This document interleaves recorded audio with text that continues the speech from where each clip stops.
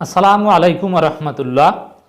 17 December 23 অবশেষে আওয়ামী লীগ নিজেরাই আসল ঘটনা জানিয়ে দিল। শেষ পর্যন্ত এ কেমন অবস্থা, সংবাদ সম্মেলন করে জানিয়ে দিতে বাধ্য হয়েছে। আওয়ামী লীগ গোপন রাখতে পারল না। প্রেমের চিঠি প্রেম করতে হয় গোপনে, জাতীয় পার্টির মহাসচিব মুজিবুল হক চুন্নু বলেছিলেন, কিন্তু সেই প্রেম আর গোপন রাখতে পারলেন না। এই অবৈধ প্রেম, এই প্রেমের ভিতরে কোথায় কি ডেটিং করছে, কিভাবে কি করছে, আওয়ামী লীগই শেষ পর্যন্ত সংবাদ সম্মেলন করে জানিয়ে দিতে বাধ্য হলো। নির্বাচনকে তারা যে নির্বাচন রাখেনি, এই নির্বাচন যে কোনো প্রতিদ্বন্দ্বিতামূলক নির্বাচন নয়, এই নির্বাচন যে ভাগ বাটোয়ারা নির্বাচন, আওয়ামী লীগ নিজেরাই সরাসরি স্বীকার না করলেও কার্যত সেটাই জানিয়ে দিতে বাধ্য হয়েছে। কি সেটা দর্শক দেখেন, এগুলো সংবাদ সম্মেলনে এভাবে না জানালেই ভালো হতো, অথবা এগুলো অস্বীকার করা বা উপরে উপরে জাতীয় পার্টির সাথে একটা বিরোধ দেখানোর মধ্যেই হয়তোবা আওয়ামী লীগের কল্যাণ ছিল, অথবা কৃত্রিম প্রতিদ্বন্দ্বিতামূলক নির্বাচন দেখানোর মধ্যেই আওয়ামী লীগের পরিকল্পনা ছিল বা কল্যাণ ছিল, কিন্তু শেষ পর্যন্ত পারল না।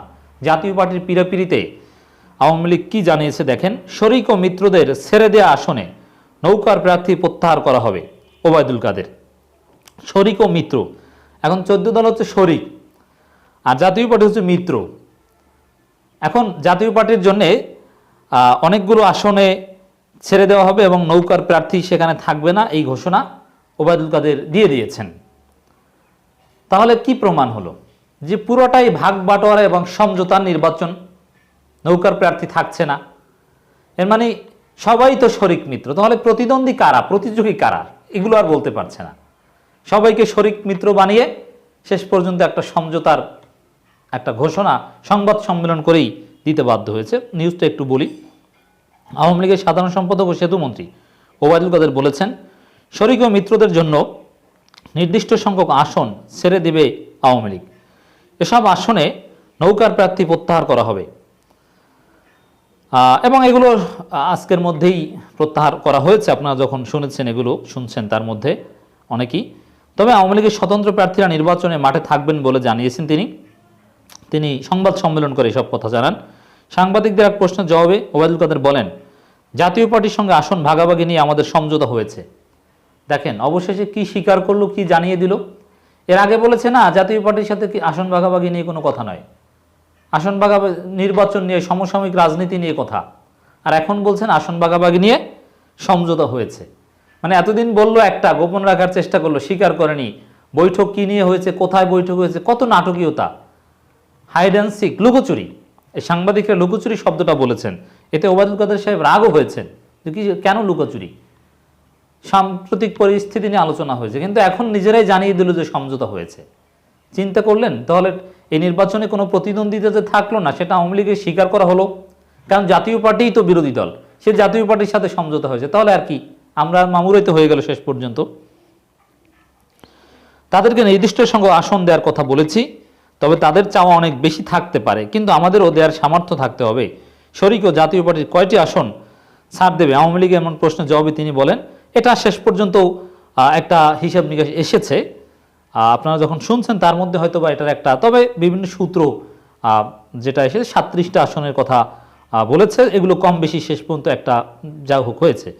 দর্শক এখন এই যে সিদ্ধান্ত আওয়ামী লীগ যেটা জানিয়ে দিল, শেষ পর্যন্ত নিজেরাই টোটাল নির্বাচনটাকেই সমঝোতা ভাগাভাগি নির্বাচন বলে স্বীকার করা হলো। জনগণের কিছু মন্তব্য দেখেন, এই নির্বাচনকে, ওবায়দুল কাদেরের এই বক্তব্যকে, আওয়ামী লীগের সর্বশেষ সিদ্ধান্তকে, সংবাদ সম্মেলনে দেওয়া বক্তব্যকে জনগণ কীভাবে দেখছে, তাদের কিছু প্রতিক্রিয়া আপনাদেরকে একটু শোনাতে চাই। দর্শক একজনে প্রশ্ন করেছেন, তোমাদের শত্রু কারা?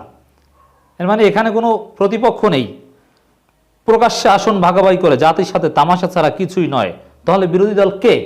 জনগণের প্রশ্ন, মন্তব্য করছে তামাশা সব, নোট অফ এক্সক্লামেশন। একান্নবর্তী পরিবারের সদস্যদের দেখে রাখতে হয় বই কি, স্মার্ট জবাব। ভাগাভাগি নির্বাচন জনগণ মানে না, মানবে না। কি চমৎকার লেভেল প্লেইং ফিল্ড, কত সুন্দর লেভেল প্লেইং ফিল্ড, আগে ভাগেই আসন সমঝোতা, নৌকার প্রার্থী প্রত্যাহার। জনগণ খুব একেবারে পারফেক্টলি মন্তব্য করছে। রুটি ভাগ শেষ পর্যায়ে, ভাগাভাগির সিলেকশন, এটাকে অনেকে নির্বাচন বলছে না, জনগণ বলছে এটা সিলেকশন, কারণ এটা তো সিলেকশন হয়ে যাচ্ছে, প্রতিপক্ষ নাই কোনো। তামাশা আর শেষ হলো না। কি তামাশা নির্বাচন! What is election manipulation? Look, this is our forthcoming election. জনগণের মন্তব্য। মানে আসলে কারচুপি বা নির্বাচনের সংজ্ঞাই পরিবর্তন করে দিল, যেটা আওয়ামী লীগ শেষ পর্যন্ত স্বীকার করলো। বানরের পিঠা ভাগাভাগি নির্বাচন করে জনগণের টাকা নষ্ট ছাড়া কিছুই নয়।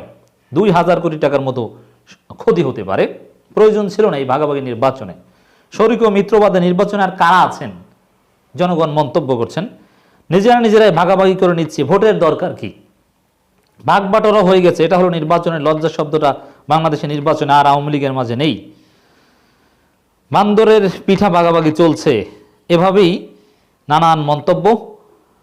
আওয়ামী লীগের সাধারণ সম্পাদকের কপালে চিন্তার ভাঁজ পড়েছে, মনে বড় জ্বালা অন্তরে জ্বালা। নির্বাচন কি গণতন্ত্র? আওয়ামী লীগও বুঝে না বর্ত। যাই হোক, তো এভাবেই দেখা যাচ্ছে শেষ পর্যন্ত জনগণ বুঝে গিয়েছে, আওয়ামী লীগ কার্যত স্বীকার করলো যে জাতীয় পার্টি, শরিক, মিত্র সবার সাথে সমঝোতা ভাগাভাগি।